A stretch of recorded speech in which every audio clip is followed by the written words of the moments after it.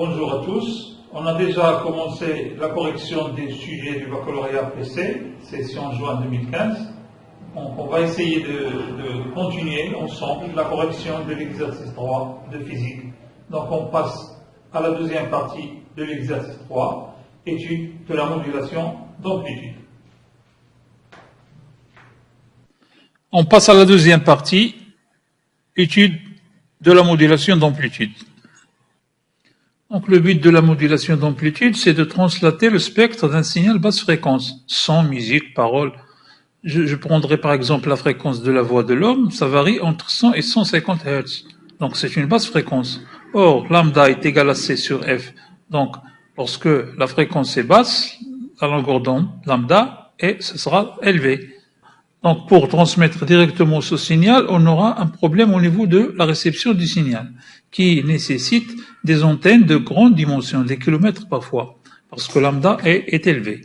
Donc, la solution, c'est translater vers une onde porteuse, haute fréquence, c'est le principe de la modulation, pour pouvoir le transmettre facilement. Donc, le signal basse fréquence, c'est le signal modulant, le signal haute fréquence, l'onde porteuse.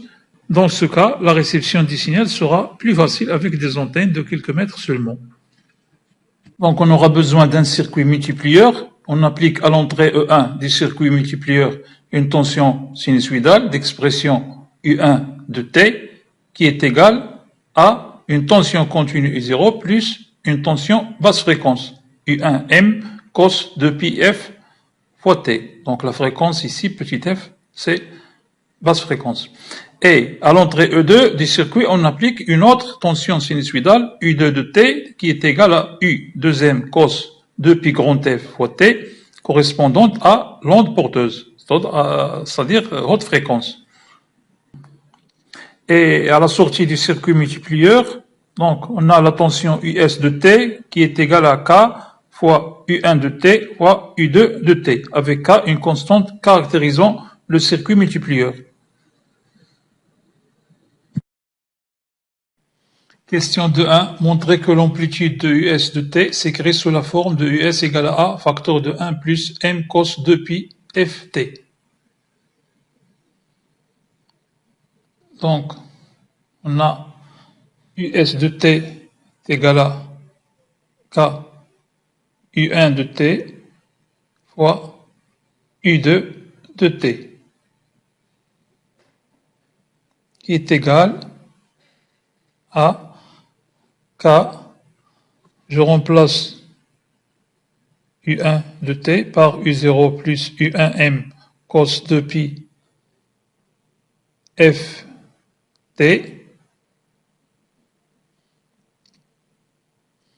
facteur de, donc je remplace U2 par U2M cos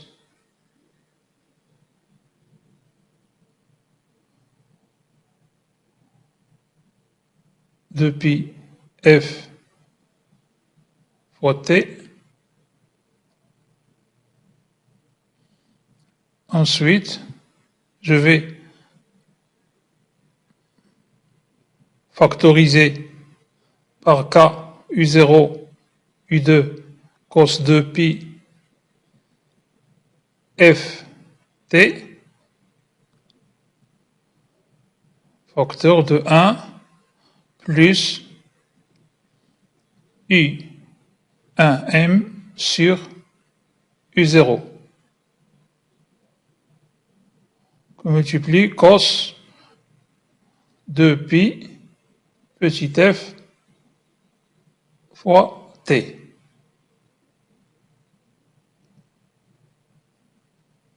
Donc, US de t, je vais l'écrire une autre fois, est égal à K U0 U2.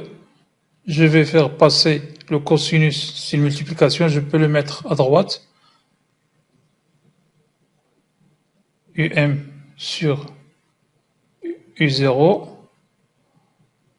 qu'on multiplie cos 2 pi F T, voilà, et le cosinus qui passe, c'est-à-dire à droite, ça donne cos de pi f fois t. Donc, comme vous voyez, us de t s'écrit sous la forme de grand US fois cos de pi ft, avec, bien sûr, donc US représente le produit K, U0, U2, facteur de 1 plus U1M sur U0, cosinus de pi ft.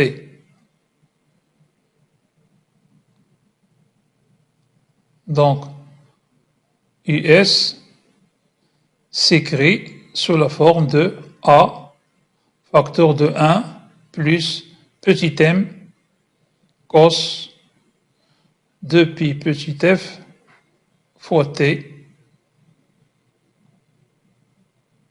Voilà, je vais encadrer donc l'amplitude. Voilà, l'amplitude de la tension US de t est égale à A facteur de 1 plus petit m cos de pi f t. Question 2.2. On demande la détermination de la fréquence petit f du signal modulant et la fréquence grand F de l'onde porteuse. Donc pour la fréquence du signal modulant, on va noter Fs qui est égal à 1 sur Ts, et d'après la figure 5, vous voyez que Ts est la durée entre deux pics. Donc si vous comptez, vous trouvez que ça fait 8 divisions. Donc on peut écrire que la période du signal modulant, Ts, est égale à 8 divisions fois la sensibilité 0,5 millisecondes par division. Donc ça va donner 4 millisecondes.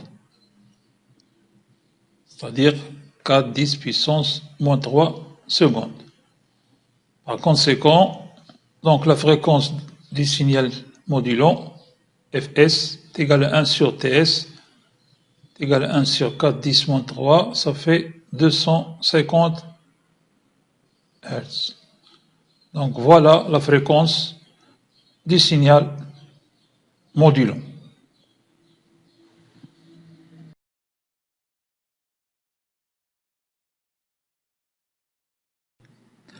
Pour l'onde porteuse, vous remarquez, d'après la figure 5 toujours, que la période du signal modulant, Ts, est égale à 20 fois la période Tp, de l'ordre, c'est-à-dire de l'onde porteuse.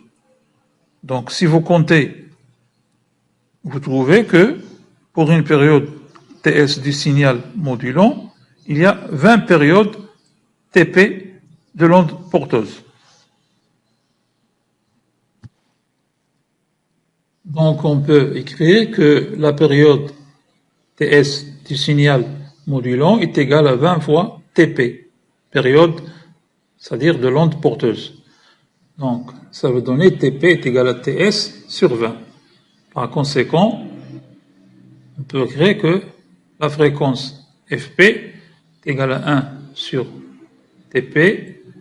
Donc je remplace Tp par Ts sur 20, voilà, donc ça va donner 20 sur Ts, donc 20 fois fréquence du signal modulant. Par conséquent, fréquence Fp, c'est-à-dire la fréquence du signal, ou bien de l'onde porteuse. Question 2.3. Montrer que la modulation est bonne après avoir calculé la valeur du taux de modulation. Donc, si vous permettez, on va parler un petit peu sur le taux de modulation petit m avant de calculer sa valeur. Donc, vous voyez ici, on a un signal modulant basse fréquence, c'est-à-dire de couleur violette. Un autre signal en bleu, c'est l'onde porteuse haute fréquence.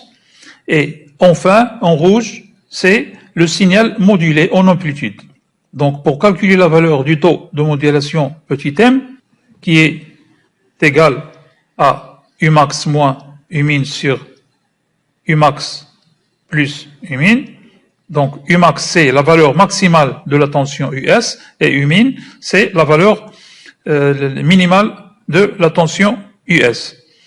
Donc, dans notre cas, d'après la figure 5, vous voyez que Umax est égal à 5 volts, donc vous voyez qu'il y a 5 divisions, 1 volt par division, et Umin est égal à 1 volt, il y a une division. Ce qui donne petit m égale à 0,67, donc petit m est inférieur à 1, et déjà on a vu que la fréquence de l'onde porteuse grand F est égale à 20 fois petit f, la fréquence de l'onde ou bien le signal modulant. Donc la modulation est bonne. Bon courage pour vos révisions et à la prochaine.